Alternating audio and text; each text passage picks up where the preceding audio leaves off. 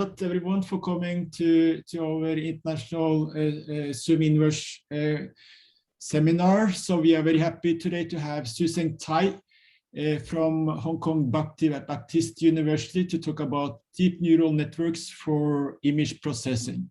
So Xue-Cheng is working on numerical PD optimization, inverse problems, and also image processing. And he has spent time both in Finland, Norway, and Singapore before now coming to Hong Kong. So thank you, Xue-Cheng, for coming. Thank you, Knut. Thank you very much for giving this opportunity to give this presentation. Yeah, so as Knut was saying, you see that I was born in China and also got my university degree in China. And then I went to Finland so to got my master and also PhD. So I was in Finland for about six years. After that one, I moved to Bergen, Norway. I've been working there for about 20 years. And now just about 4 years ago, there was a position here in Hong Kong. I moved to here about 4 years ago, and has been here mostly. So today I will talk about some things we did recently for deep neural network, especially for image processing. So this is something we do something new with the deep neural networks from a mathematical point of view. And this is about summary for several works we are doing, and still something I continue. So the thing I'm talking here mostly has been done with a professor from Beijing and also another visitor. So he has been visiting me about 2 years, and several other people. So the thing I want to introduce is about image segmentation, and especially you see that. Before we do this work, mostly I have been doing image processing, and especially most of those things have been done in collaboration with Tony Chang, Stan Osher. So in the past years, in the past about 10 years, I have been mostly trying to use partial differential equation approaches to do image processing, especially through variational methods. And now you see what we are trying to do is to use deep neural networks to do image processing, especially image segmentation. So essentially, this is like what is shown here. So you have input image, you construct a neural network, and then you see that you have the segmentation result. And the segmentation, like shown here, you see that you have you need to segment this image into three regions. One contains the dog, another contains the cat, and another one is the background. And mostly, you see the segmentation you see that is represented by binary function. You see that for the dog, so you correspond to a binary function which is equal to 1 in the region where the dog is equal to 0 elsewhere, and then another binary function equal to 1. You see on the region which is represent the cat at 0 elsewhere. So essentially, we assume you see there is a fixed number of objects. So and then there's a fixed number of a binary function representing the object. So essentially, for every image, you have an input image, you have an output image. Output image contains the segmentation with the binary functions. So you design a fixed neural network, and mostly the neural network depends on the application. You see how many layers and how many neurons you have in each layer. The network is designed. So then you see that you give a fixed number of input image with a fixed number of output segmentation, and you use this one to train the neural network. So this is this turns out to be quite good for many applications. Many people are using, and especially you see that many medical imaging problems, and this approach turns out to be quite good. And then you see that, however, you see that even the neural network segmentation works very well but still, you see, there was something, something, you see, how do you do with neural network? If neural networks, essentially, you see, you have a linear transformation activation, linear transform activation, and you have fixed number of layers, and you use this one, you see that as a neural network. You see, once you have a neural network, so you see in case you see like what we are showing here, the first is the input image is a skin cancer, and the output you see that we want to detect a region where is a skin cancer region. And then you see that if I want, I know you see that I want a region with simple connected. Can you guarantee your neural network produce the segmentation? You see that that object must be a simple connected. So also you see that I know you see my object is a star shape or is a convex shape. You see like a second image, you see that which is the eye, and then the material around the eye, you see that I know both are convex, but the segmentation here is not convex. So traditional deep neural networks cannot have any kind of geometric information because it's a simple linear transform activation, linear transform activation. You see that how can you see the guarantee your neural network have those kind of geometrical information. And then you see that this is, I know that my object is a star shape. Can you construct a neural network to guarantee, you see that when input image go into your neural network, you get output, which is a segmentation object. Can you guarantee, you see that the object is a star shape? Or you see that, can you guarantee your object is a convex shape? So is this possible, right?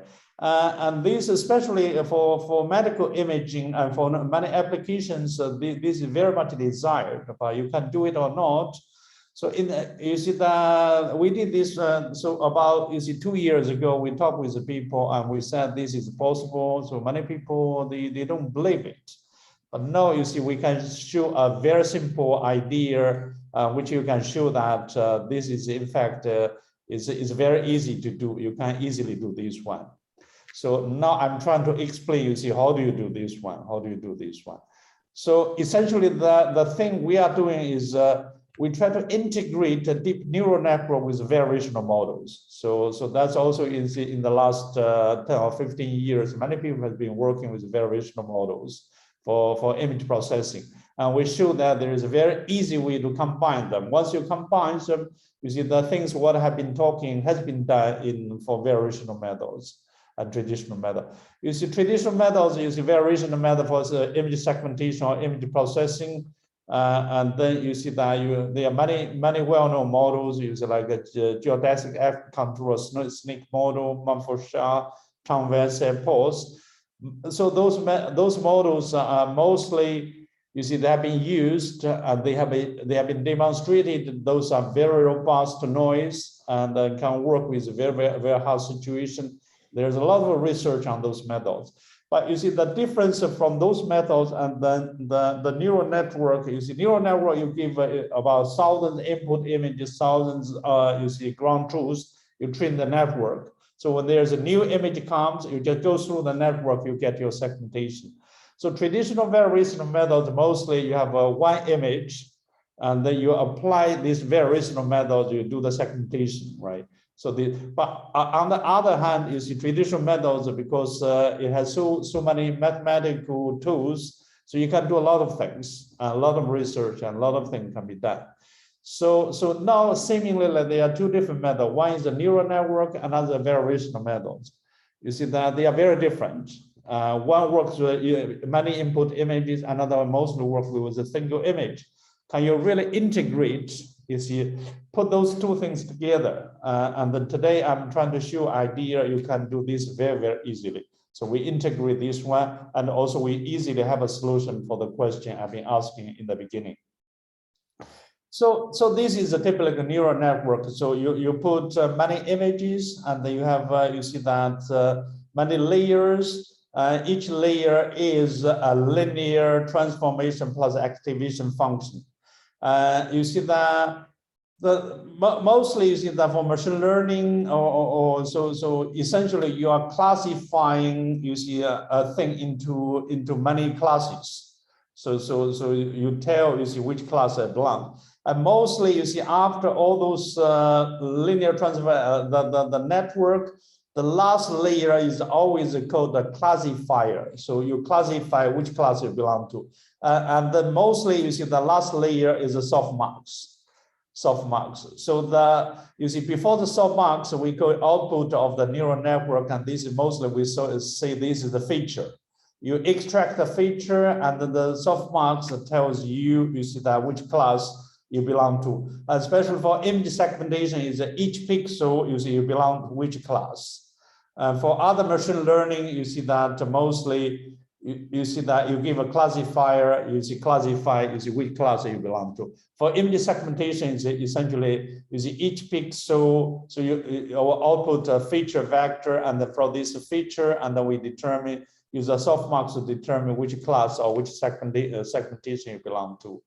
And so the neural network essentially mathematically you can write in such a way. So here is a linear transformation. So here is a linear, mostly it's a convolution, and then plus activation function, and then you have a k layers, and mostly you have an input image. When you go through this one, k layers, and then you see that this is the last one mostly is a feature vector, and then in the end you have the softmax classification.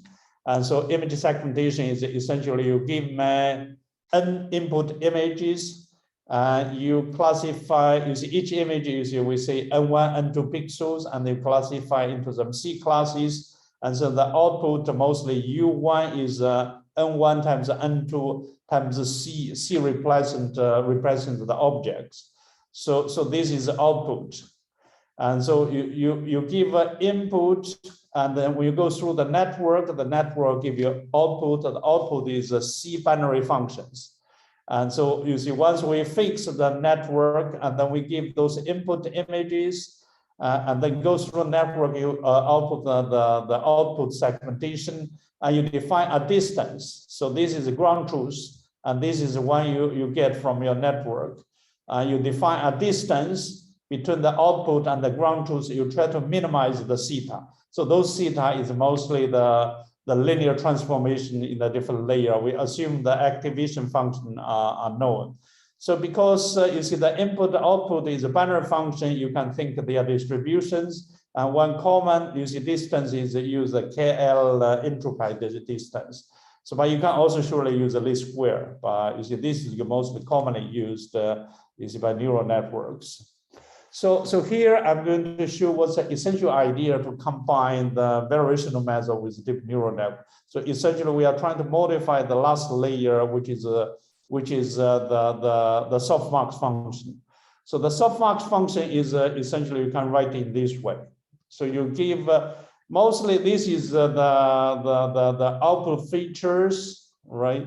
And then you see the softmax is transforming the features into a probability, because each SI between 0 and 1, there's sum equal to 1. So this tells you the probability. So here we assume you see we are classifying each pixel into I classes. So each pixel, so you will extract I features, right? So this is the softmax. And then once so we know you see the softmax from the last layer, so we switch to talk about the so-called pulse model. So the pulse model is essentially you see that you give Fi unknown functions, and mostly you see those are some kind of probability tells you each pixel belong to which class. And then once this Fi unknown, so we are supposed we need to decompose the domain into I classes such that you see those domains are non-overlapping and fill the region. And then you see that this minimizes omega I. So you have a regularization with the boundary length. And this is a so-called the pulse model. So pulse model originally you see was used for physics. So the so-called Icelandic you see so that's the original, you see the pulse model, but now later I think people use it for physics, and later people you see that use it for classify things. And the now pulse model is one of the very people very often refer to the pulse model in the computer science or in data science. So you need to classify something into different classes. So we can use it. This is also one of the most commonly used is when we need to classify some data into I classes. And this I should be computed in some way. So how do you solve this pulse model? You can use the phase field to solve it. You can use the level set method to solve it. And then, for example, now let's say if we want to use a binary function to solve this one. So we try to classify into I classes, and then we introduce I binary function. Each binary function at each pixel is either 0 or 1. Their sum must equal to 1. So that means only one of them is 1, the rest is 0. So in this way, you see, if you have an n binary function satisfy this condition, and then you can classify the region exactly into I classes. And then the pulse model, you can exactly write the minimization of this one. So the total variation of the binary function give the length of the boundary, and this is the is a linear function with known f. F is a vector function, u is a vector function. So essentially, you see the pulse model can be written to solve I binary functions to minimize this simple. The first term is a linear. The second one is the total variation of the vector, and this u is a binary. Is this simple constraint. So you can solve the pulse model by this binary function. And there's other ways you see to solve the pulse model. So this is in a recent so we did quite some research on the pulse model. So we found out the pulse model, in fact, you can interpret it as a min cut of on a graph if it's discretized. You can also think of it's a continuous min cut if you have a continuous problem. And this min cut problem is equal to a Mark floor problem. So if it's discretized, it's a Mark floor in a graph. If it's continuous, so here you have a continuous Mark floor. And then you see the Mark floor have a dual problem, which is a convex relaxation of the min cut of the pulse model. And so that's right. And then you see we have a number of papers interpreting this one. So you can really use min cut Mark floor to solve the pulse model. So that's even you see the, so here is a survey paper with Tony. Here we have another recent survey paper. Is connecting the pulse model with min cut Mark floor. You see, discretized is a traditional min cut Mark floor. Continuous one, so you need to interpret as a continuous min cut floor. So essentially, there is a more. You see that. So especially for the two-phase pulse model, you see if F1, F2 is given, and then so this is a min cut. This is min cut. And then you see that is the original. We put this one as you see that as a segmentation model. But now we found out that this is just a simple min cut. And then you see that Tony Chang, Esadoglu, and Nikolova. So later they proposed that this is the so-called convex relaxation. And because of this problem, you see that. You see U, and here is a relax. So the constraints of convex, and this is also convex. So essentially, you see that the whole problem is convex. And this is a very well-known paper. You see that this means that you can really solve the segmentation by a convex minimization problem. You are guaranteed to get a global minimizer. And that's the reason you see that this is a well-known paper. But now we are able to show that this is not only a convex relaxation. In fact, it is a deal of the next Mark floor. So here is a Mark floor. So if F1, F2 is given, and the lambda is a regularization parameter, and this one is a Mark floor over a continuous region. So you have three problems. The last one is a Mark floor. The first one is a min cut, and the middle one and then is a convex relaxation. But if you interpret all those three things, the first one is a min cut, the last one is a Mark floor, and the middle one is just the deal of the Mark floor. So all those three problems are equivalent. So if you solve one of them, you solve the other two.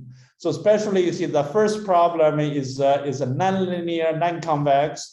But the middle problem is still nonlinear, but convex. The last problem, once you discretize, it's essentially like a linear programming.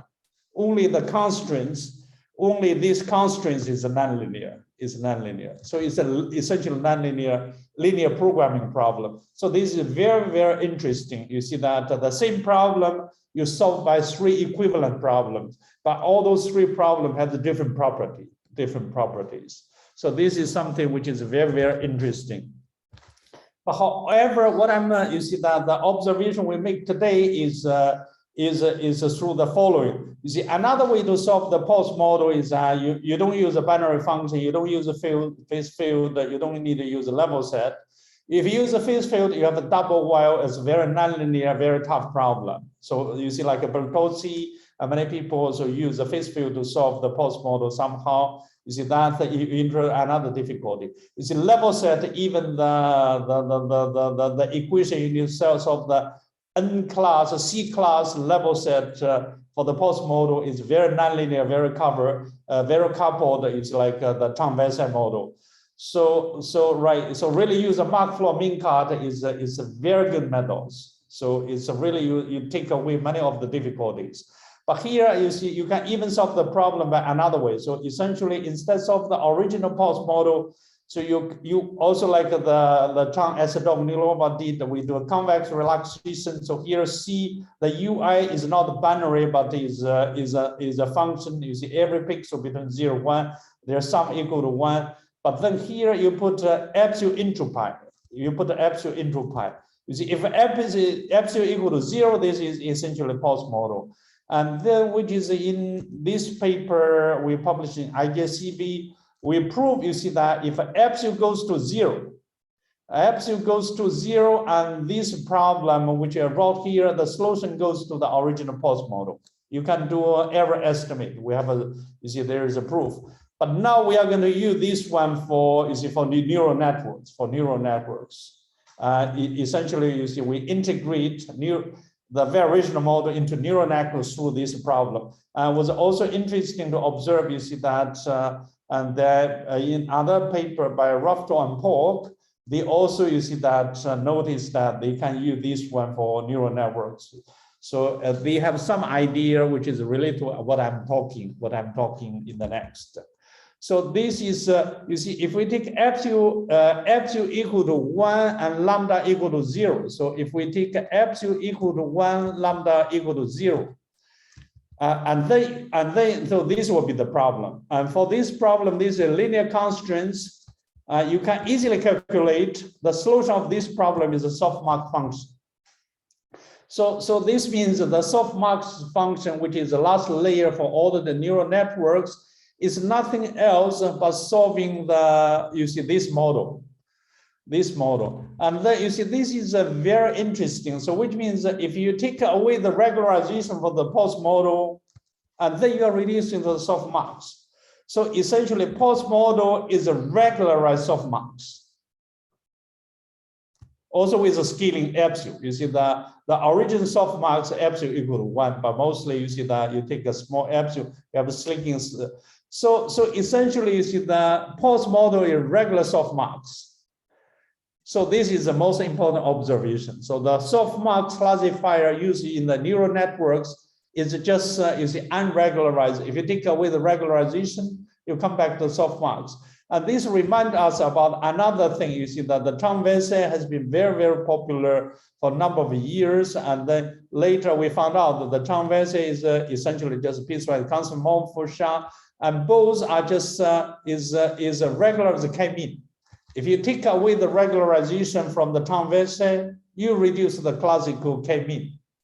So this is you see that the Convex is just a regular as K-mean. You see that's so simple.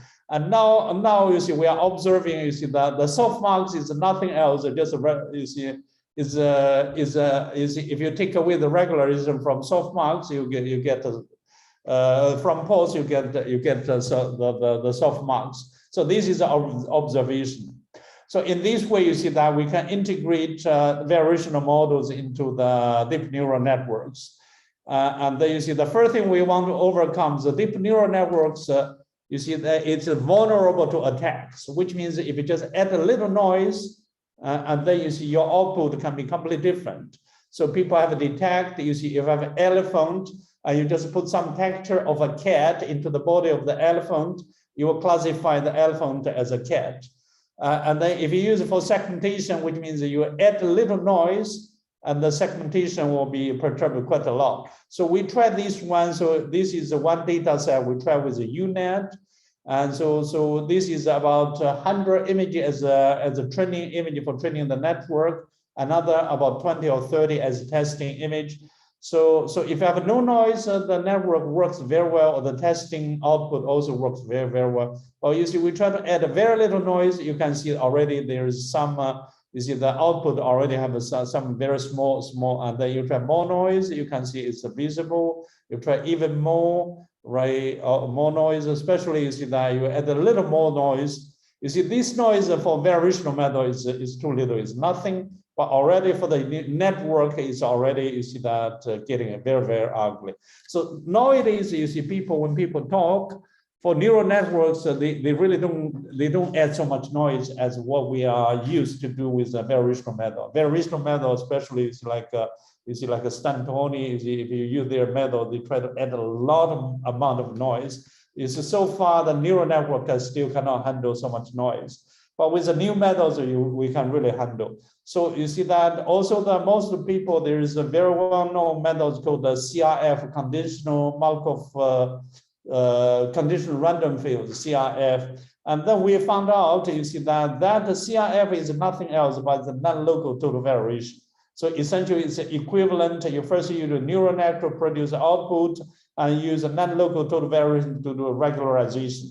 And that has been very, very popular. And for image processing, we know that you see, if you first get some result and then use the total variation to regularize, that's definitely not the best method. And here is one example. You see that we add some noise, we get the UNet. This is the segmentation through UNet. We do a post-processing, and you lost a lot of information, And those you see with the new method we are going to present, this will not be a problem. So essentially, we try to replace the softmax, the last softmax layer by the pulse model, So the pulse model is essentially still we use O as the output from the neural network as the last layer. So this is extract feature. And then you see the pulse model is essentially to solve this one. We know, you see, the total variation, you can use the dual variable. So here is a vector, right? And so here is a UI. So you have a U1, U2, UI class. Each one use a cosine unit 4. So you can write the total variation in such a way. And then you see that the last pulse model, you can use, you see, primal dual variable to write in this way. And you can solve, you see, by primal dual iteration. So essentially, you see that this is a gradient ascent. And then once you see that here, you see your min u marks cosine. Cosine is a dual vector. You see, if a cosine is known, and then you see this part is known. If you only count the u, here is a linear, and this term mostly people call entropy. And then you see u is known. If a cosine is known, the solution u is a softmax of something. So essentially what we do is that cosine, we do a gradient ascent because it must be in the unit 4, you have a projection, and then U is a softmax. So this is one way to solve the pulse model. In fact, we proposed this algorithm already in this paper. At that time, we didn't realize, but now you see we realize that this is a very good connection with softmax with a lot of classifiers. So that's the first thing we did. So essentially, we replaced the softmax by the pulse model, and then you see we solve the pulse model, and then you see using this primal dual, and then the last step you see U is essentially a softmax for softmax function. But when we first did that one, and then later we found out is TV is very good. TV measure the length very accurately. You can get triple junction.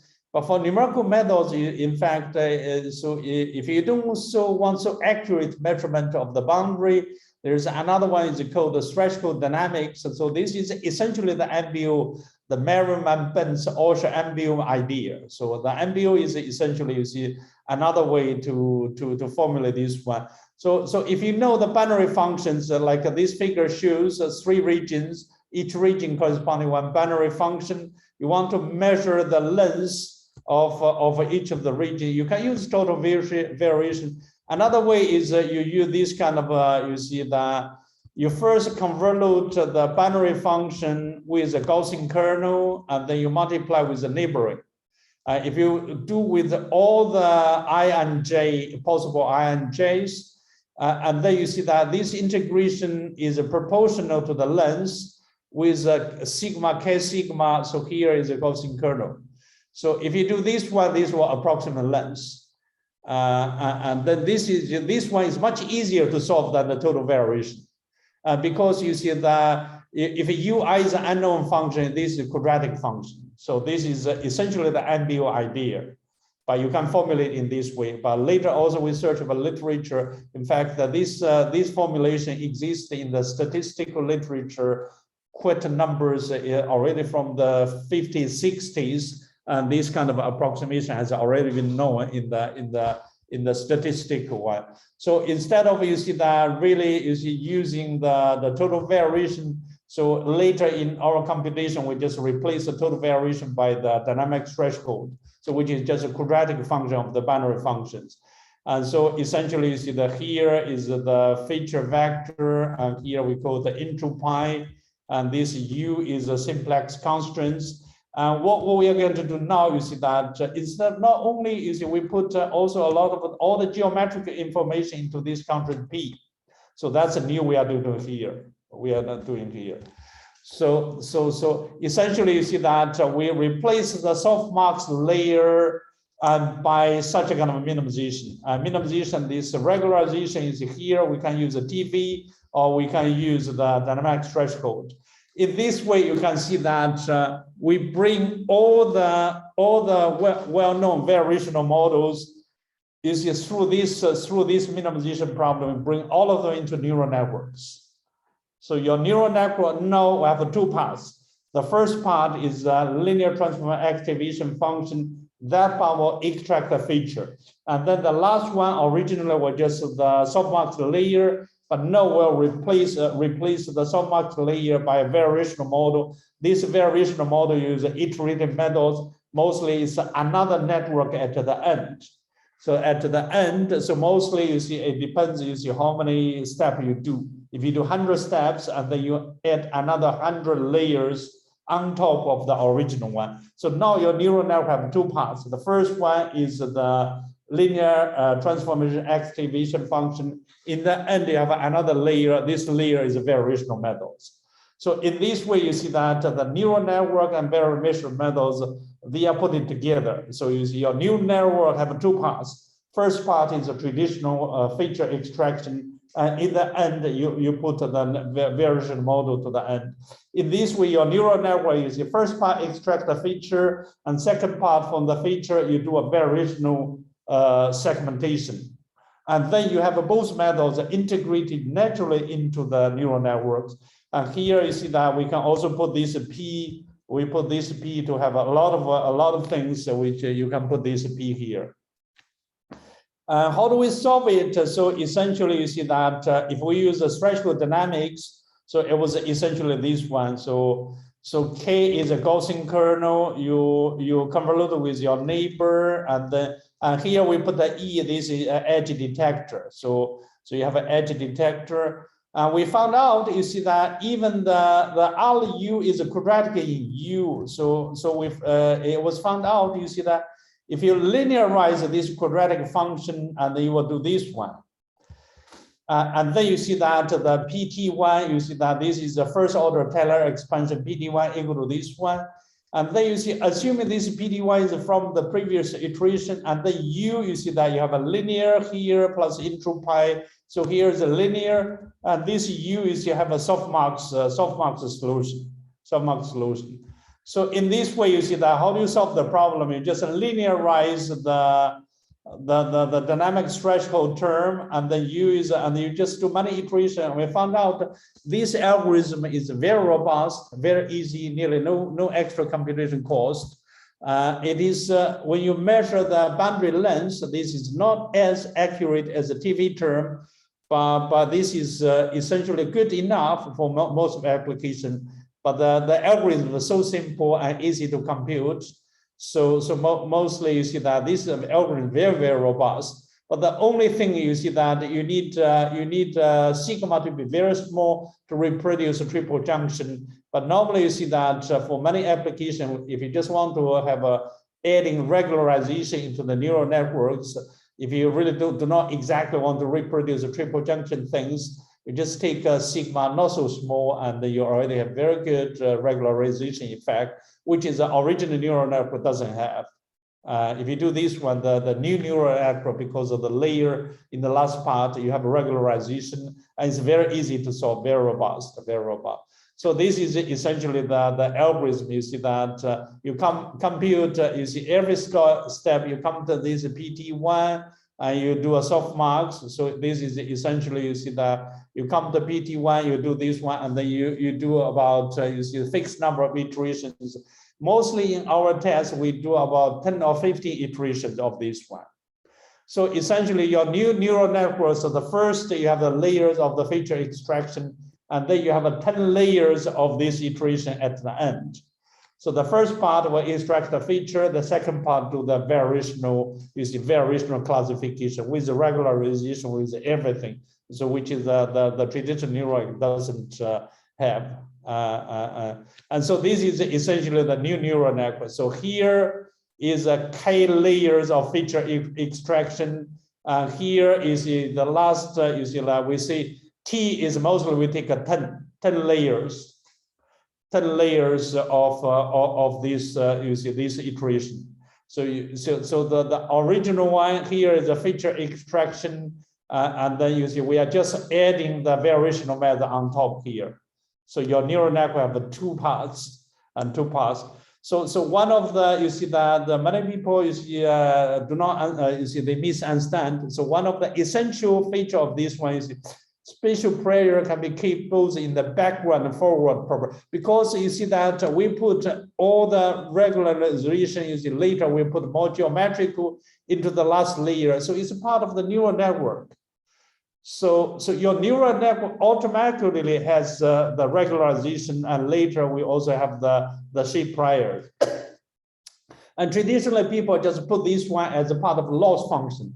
If you put this one, if you put the regularization into the loss function, we use the training, so the loss function will still have some effect. But when you do the testing, so you just go through your traditional neural network. So maybe it doesn't have any regularization effect at all. So with the theoretically looks good, but in practice, you see when you do the testing, so maybe you really don't have any regularization effect. But now because we are putting everything into the network, so essentially you see that our network ultimate guarantees. So this is the essential advantage. This is essential. So here we use a new method to do some tests. So we, you see that essentially we modify the one of the segment. We modify UNet. We can modify any network which uses the softmax as a classifier. And then you see here is we modify the Deeplab V3, because this was one of the popular methods 2 years ago. And when we do this one, you see people suggest we should we first only did it on UNet, and people later said you should also do this one. So we did it. And then, so here is on one of the data set. So here is the input. So there is no artificial added noise. And so this is natural noise. And the middle one is still use the original neural network without the regularization. So the last one is our new network, so which will replace the softmax by the variational model. You can see that you remove all the red points are removed, and then those are, you can clearly see there is a very good regularization effect. So essentially, you see with the new neural network, we can tolerate nearly as much as noise as the traditional variational method. So this is it's unbelievable, very robust, very robust. So here you see that we still, you see that this is we purposely add some noise into the test image. And here is a ground truth.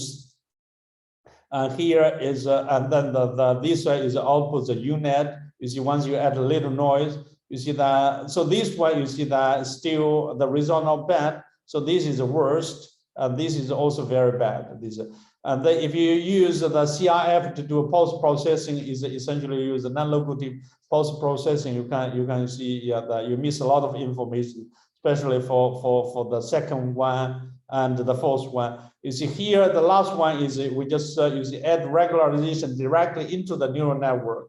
You can see the output is not only a little better, it's dramatically better. Dramatically better. And they also are believable, especially for people from California or from anywhere who have been working with those regularization methods. It is it's natural, right? So it's yeah. So also in the test, so we try to, you see that this is a little bit you see the extreme case.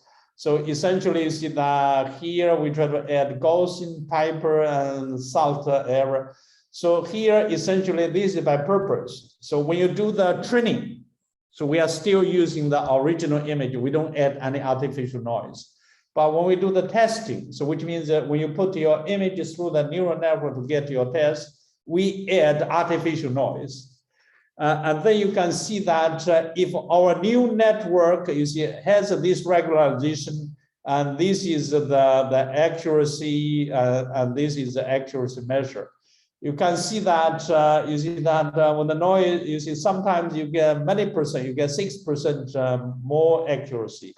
Also, you see that visually you can see that the original network suffers a lot because the boundary is very oscillatory. You produce many small parts.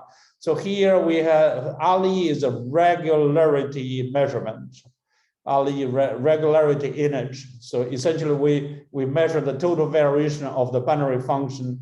You can see that if you do the regularization, this is always pleasant, also visually very pleasant. But here you see that we have a more noise, you get too oscillatory, and you do get right, you get too many small objects.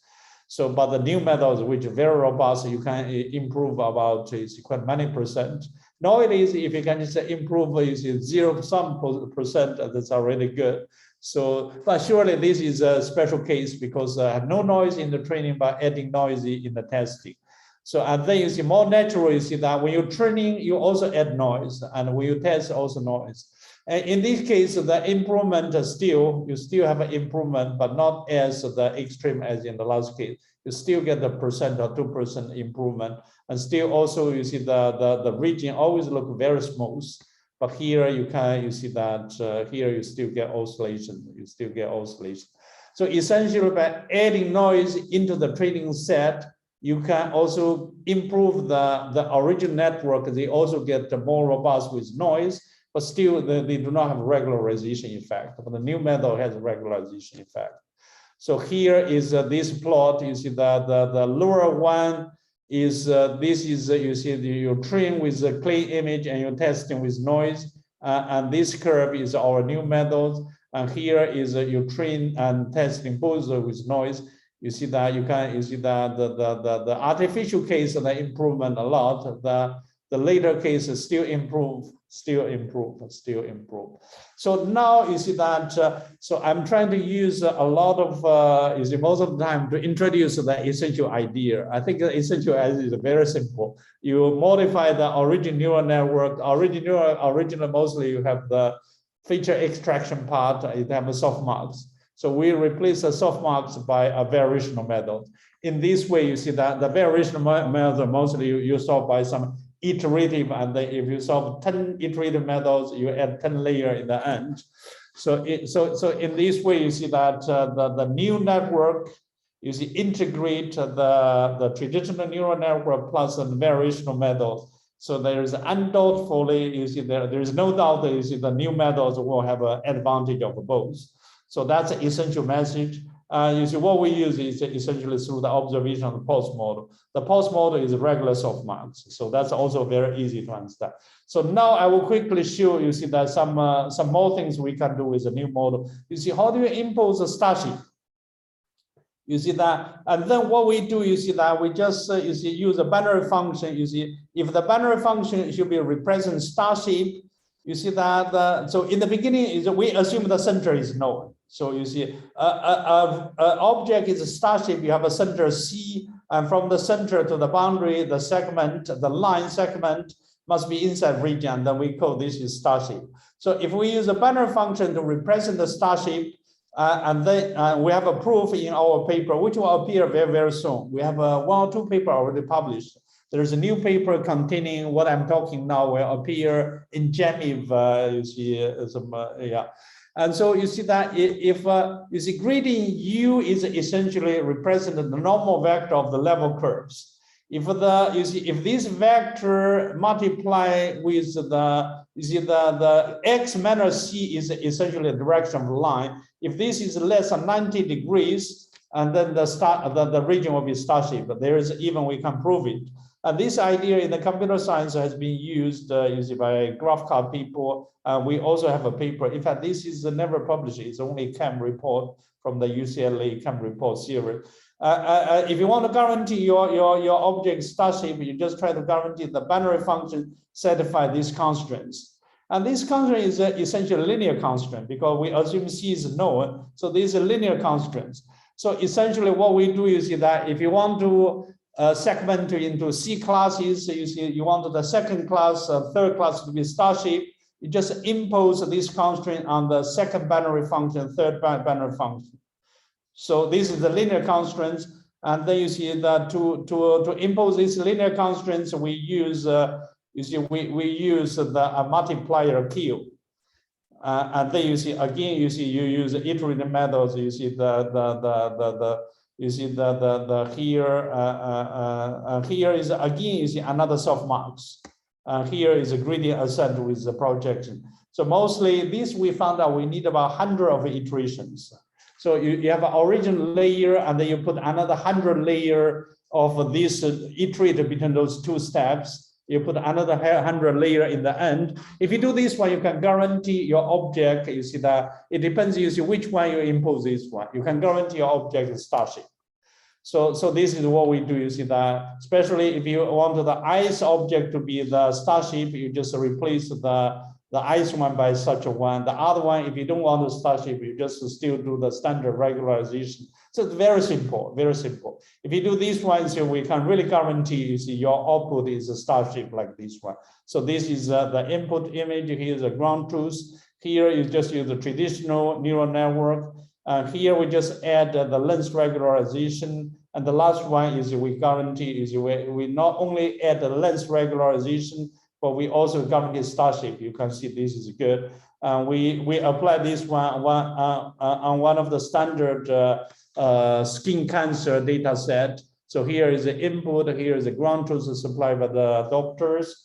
And this one is the traditional neural network. And the last one is use regularization plus star shape. So really works very, very nice, right?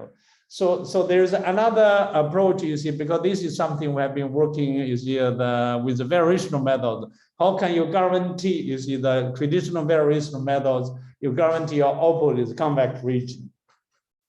We first work at this one on the traditional variational methods, and then we put this one into the deep neural network. So the idea, you see, that when we work on the traditional methods, even I think I have a paper with Zhu and Tony.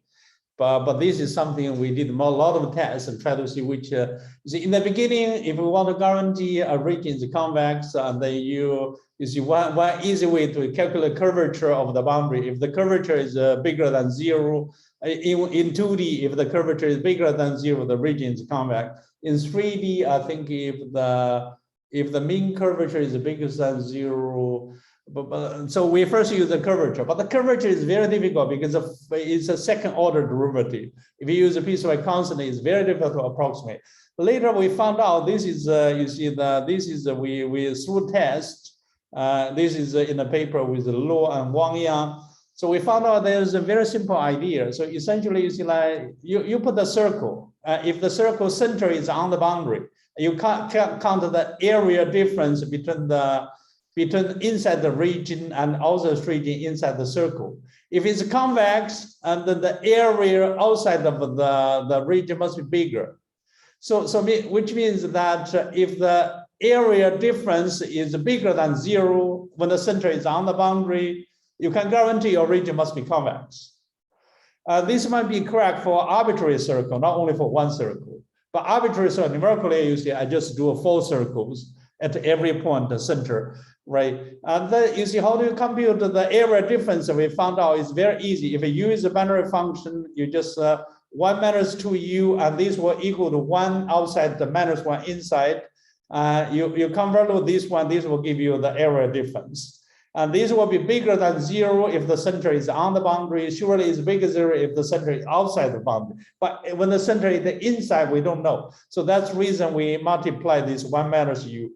But however, you see that these constraints is just quadratic, you see, on the unknown function u.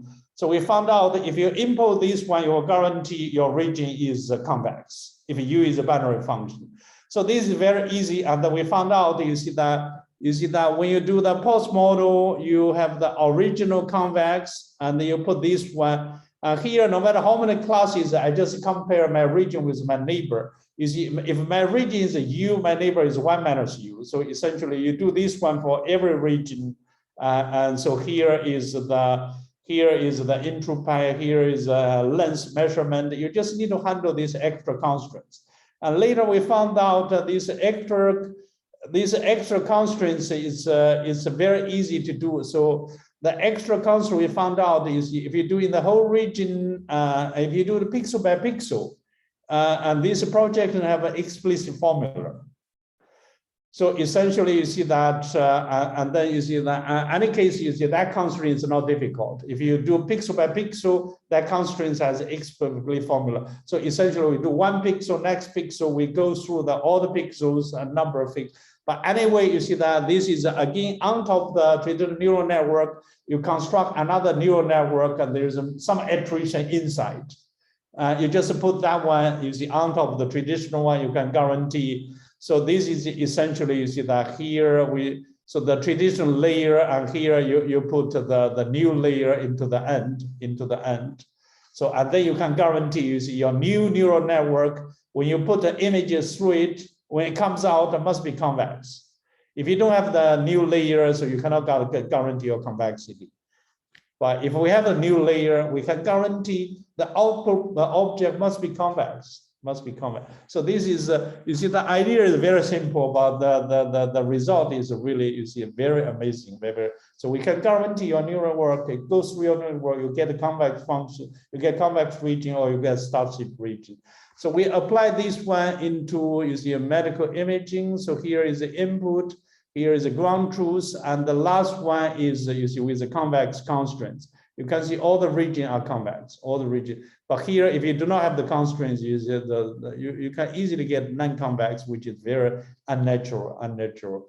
So we found out that this improved the accuracy not only by a small percent. You can get about 3, sometimes even 6%, because nowadays you can improve 3 or 6% is quite a lot. It's also very robust to noise. So I think this is, or the last one. So this is another data set which is more difficult. Again, we can see that the output from the new method is convex and it's very regularized. And here is even more difficult. So here is the input image. I think the difficult of this test image is that you are testing on one data set. You're training your network on one data, but you're testing another data set, which is you see different, is even very much different. It's not same data set. That shows your network is robust. So here is the input image, here is the ground truth. So here use the traditional methods, you can really see that it's not convex. And the last one is our methods, is very close to the ground truth, very close. We also did a test with some of the baseline, and then you see that. So here is the Deeplab. Here is those are the methods that the medical people think that's the best one. So we can compare. You see that we still you see that get much better result. So especially compare with the Deeplab 3, you get several percentage of accuracy. And so here is another one. And especially you see that, so here sigma is the noisy level, and then the Y is the accuracy. You see that when the accuracy of improvement compare with the Deeplab version 3, you see the more noise, the more improvement the new method gives. Right? Thank you very much. I stop here. So I like this idea, especially when you talk about this one to the California people, because California people, you are the believer of TV. So what we are doing is that the TV is completely a natural part of a neural network. The new neural network have two parts. The second part is the TV. So there's no doubt that this will produce a good result. So what we are doing is just some of the initial test. So I think once you can combine the variational method into neural network, there's a lot of more you can do. Right. Thank you very much. I stop here. So welcome comments or questions. Thank you.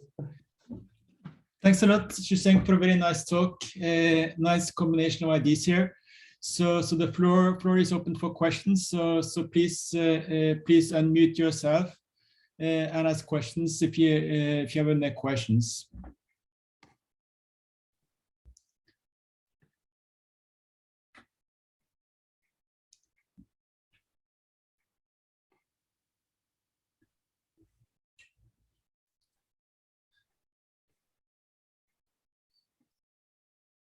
So I was wondering, Xue-Cheng, so for the training, so is it sort of how is the training with the two layer or the two component compared to the traditional case? Is it much more expensive, or how do you compare the training?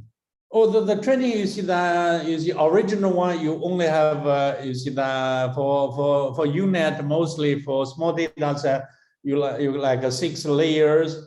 But now you see on top of the 6th layer, so if you use the demonstration, you have another 10 layers, which are alternating between the primordial 10 layers. So mostly you double the number of layers. But because the network is already trained, you don't need recompute the network. So go through the network is really nothing.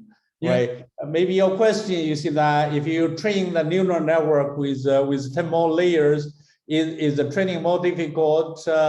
So we didn't compare. So definitely you see that. But the new part, there is no parameter to train, because that part you see all the parameters are already known. You're still training the same number of parameters as before, but the total network is more complex. So you see that is it taking more time for the training? So because even the original network we do the training is very difficult. So we really didn't measure exactly how much time you need to train the new network. At least we didn't observe. You see, that's a big issue. So which means the original network take you see 1 hour to train, the new network take 100. I think we don't see that one. Probably it take some more time to train, but it was not so dramatically different. I think maybe that's what you are thinking. Right. Yeah. And you can use sort of similar techniques for the training, right? Sorry? Use similar techniques for the training. Yeah. Also for the training, you see, well, I didn't mention, you see, the original neural network, you only have the layer with softmax. Now you have another layer. You see that when you're training, mostly you use a stochastic gradient descent. Right. When you use a stochastic gradient, you need to calculate the derivative with the theta. So the new layers, do you really, you see that still have a simple way to calculate the gradient? So, and then it turns out, you see the new layer, if you just use the Chin's rule, looks like even it's very simple. Even you see, mostly we do the new training, we still use the existing software in PyTorch or in TensorFlow. So essentially there is automatic differentiation. So we just tell the PyTorch or TensorFlow, you just add the last layer into the code, and then the PyTorch or TensorFlow can automatically differentiate for you. So you don't need to supply the formula to do the differentiation. So that's another thing I forgot to mention. So it's very, very easy. Mathematically, just use the Chin's rule for the last part. The good thing is that the last part doesn't contain any new parameter to train. Yeah.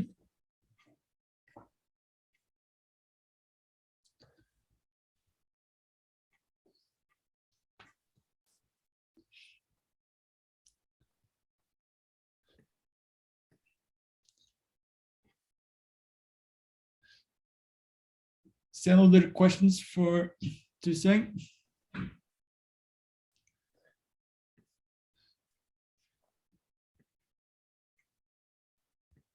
So could I ask you, so sort of the examples were motivated by images, but can you do sort of volumes of 3D with similar tools? Yeah. So there's no difficulty with the dimension. So right. you see, the softmax essentially work in any dimension. Also, the variational methods work in any dimension. So dimension is not a problem. Right. Even I want to say, you see here when you do image segmentation, so essentially you see each input is if a color image, each pixel have 5 dimensions. You have an X, Y coordinate, you have an RGB coordinate. So if your really input is not five dimensions, each pixel is a very high dimension, you can still do it, but then I think all the ideas still goes over. To high dimensional data. So that means your input, each pixel is not a pixel, but each pixel is we say is medical data, or even each pixel is one image or one video. So you can still do it, but that's high dimensional. That's a high dimensional variant of the ideas.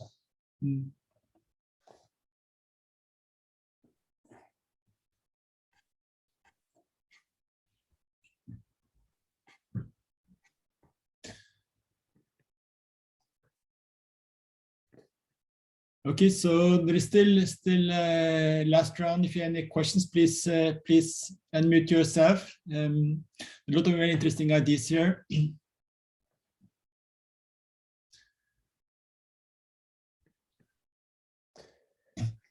Well, thanks a lot, Xue-Cheng. So I think we'll put up the video so you can enjoy and get back to all the interesting material that was presented. So thanks a lot for coming to the seminar today.